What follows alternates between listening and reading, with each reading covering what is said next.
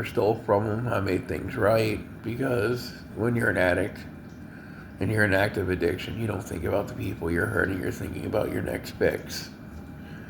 So when you're done with that, you realize you did a lot of damage and you need to make it right. I remember before my mom died, I bought her an $800 Coach purse and a $200 Coach wallet, because she seen the Coach purse I bought my fiance, and she wanted one, so she got one that was a different color, and she was so excited about that purse. And it's just one of the things. But back to my dad.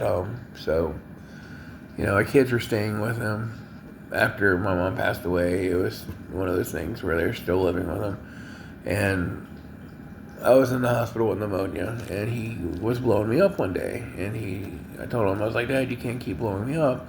I was like, they're in a hospital, they're in and out of my room, the doctors and the nurses, because I've had really bad pneumonia, and they're trying to scout how me leaving tomorrow is going to look.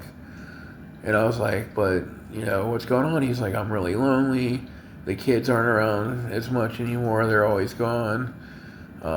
Your sisters aren't talking to me. He's like, I don't have anyone. And I was like, Dad, I'll be out there tomorrow. I'll spend 2 weeks with you. And we'll play cards. We'll watch boxing. We'll catch up. Because me and my dad used to watch fights all the time. And we'd pick winners and bet on who we knew was going to win the fight. And I always kicked his ass in that, because I was really close into boxing. So I was watching everything. And my dad was like, that sounds really good. And he's like, I can't wait. And I had him on Subutex at that point, because I wanted him off everything. And he ran out of the medicine like a couple days before. So it was out of his system. And my cousin killed his dad the month before. He had cancer, but he gave him fentanyl because he wanted his sub strips. And he wanted to sell them to get the money for it. So he killed his own dad and got away with it. And I told my dad to never let my cousin over, ever, because he couldn't be trusted. And my dad didn't listen. With no one there, my cousin came over, and I didn't find out how much damage was done until the tox report came back.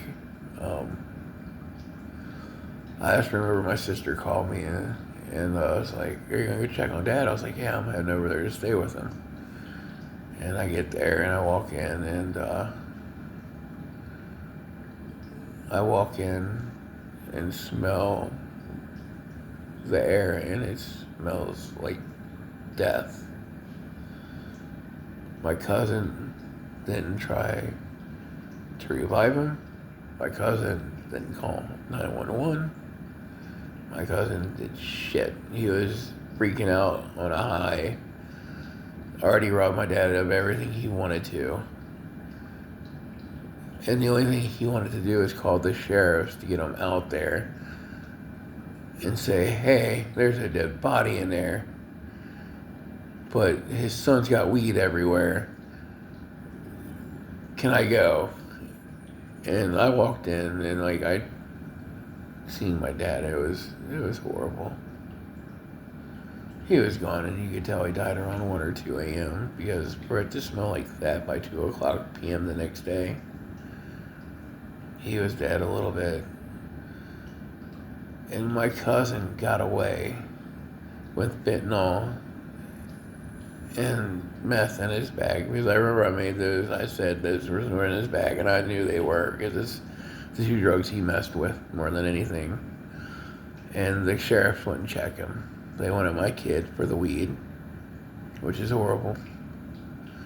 When you look at drugs being fentanyl, meth, and weed's not even in the talking when it comes to those drugs. It shouldn't be. Weed's never killed anyone by them smoking it, unless, it was something else. But there's no deaths linked to marijuana. Unless someone got killed taking someone's stash or something like that. That's totally different, though. But marijuana is not one of those drugs. Um, the worst thing's going to happen is you're going to be at a red light or a green light going 2 miles an hour with a million people behind you honking while you're eating your beef burrito, listening to some reggae. But after I lost my dad, that was just, I was done. I lost my whole supporting system. I still had my kids, and I wasn't the most loved by them, but they're mommy in their lives, and I'm all they have left now. And we're closer than we've ever been, but we're not as close as I would like us to be because I know my time's running out. And they don't understand that. They think I can still spring back, and I can't. You can't come back from COPD when it's as bad as what I got. You can't come back from congestive heart failure when it's as bad as what mine is. It's just, it's over. And so I gotta live the life I got left and be thankful for every day I got. And I totally appreciate everyone who's watching this video right now for taking the time and get to know a little bit about my life.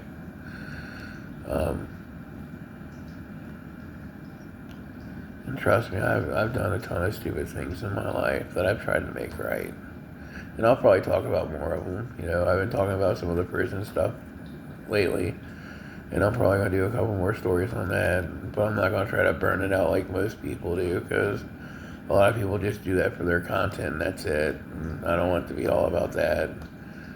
But if you guys want me to talk about something, or you want to know how I feel about certain things, definitely message me. Subscribe, like, share, hit the notification bell so you know when I upload. I'm trying to get it to where I can get YouTube to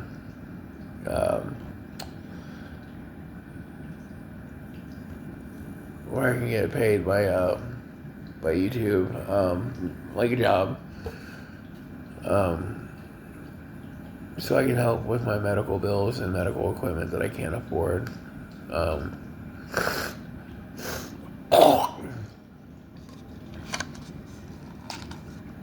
Sorry about that. That's totally disgusting, but it's a habit, unfortunately. And I'm working on quitting these things. It's not easy, but I give myself the date of 3/13 to stop, because that's my fiance's birthday, and I don't want to go past that day smoking them anymore, and I won't.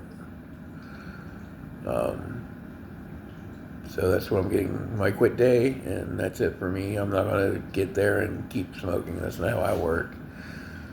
I might be grumpy, but it's got to be done.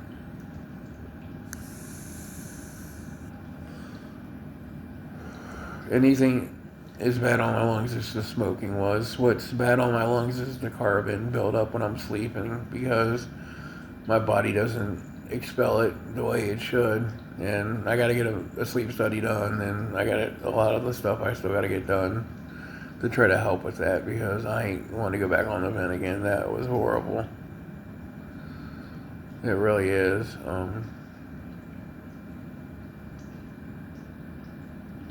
But yeah, I'm just a mellow person. I'm a loving person. I'm a caring person, so you're not going to see me hop on someone's stuff and blast on them. That's not how I work. If you need advice, you need to talk.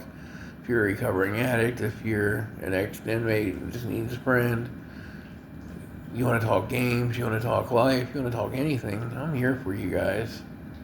That's what I wanted to do. I wanted to have a community where we could come together and be happy people and not be persecuted for what we are, who we are, and what we've done. What we've done isn't who we are, it's what we're going to do that makes us who we are. Always remember that. I love you guys, and thank you so much for taking the time to watch this. I am so grateful for you guys. Thank you. So please, if you would, subscribe, like, share. I'm grateful for it. If I'm lucky, I might be monetized someday. I don't know. If not, I'm still going to do this because I like being able to talk to you guys and get myself out there. So I'm here for you. Good night, people.